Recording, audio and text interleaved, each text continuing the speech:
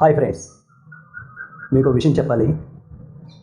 పాలు ఇచ్చేంతవరకే ఆ బర్రెకు షెల్టర్ ఉంటుంది, కూసింత తిండి పెడతారు. ఆ పాలు ఇవ్వడం మానేసిందంటే దాన్ని కలెబాకు పంపించేస్తారు, కాస్త కూడా కనికరం లేకుండా. ఇది నిజమో కాదో మీ మనసుకు తెలుసు. అలాగే మనకు చిన్నతనం నుండి కొన్ని విషయాలు నేర్పిస్తుంటారు పెద్దలు.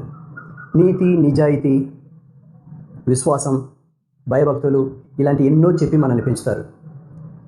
చివరికి వాటి వల్ల మనకు ఉపయోగం ఉందో లేదో కానీ ఎదుటి వాళ్ళకి బాగా ఉపయోగపడుతుంది.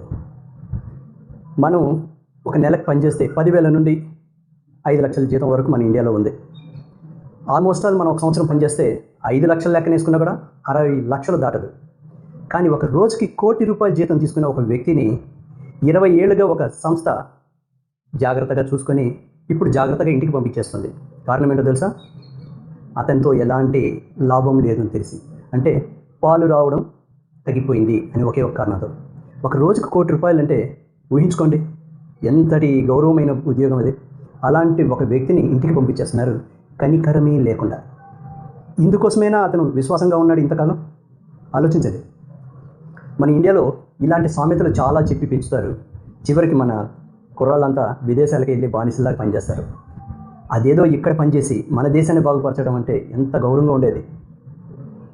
మీరు అనుకుంటారు విదేశాలకు వెళ్తే మనకి ఇక్కడ అన్ని రకాల వసతులు ఏర్పడితే మన అమ్మా నాన్నకి, ఇంట్లో పిల్లలే, అందరికీ అని చెప్పేసి అనుకుంటారు.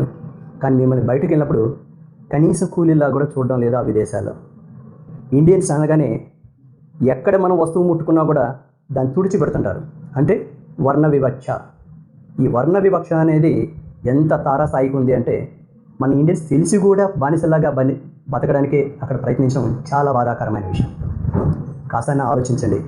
ఇక్కడ చదువుకొని ఇంకెక్కడో ఎవరినో బాగుపరిచి చివరికి మీ విశ్వాసాన్ని, మీ విధేయతను అన్నీ చూపించినా కూడా మిమ్మల్ని అక్కడ గడ్డి పరకలాగా తీసి పడేస్తున్నారంటే మీ విలువ ఎంత అనేది మీరు తెలుసుకోండి.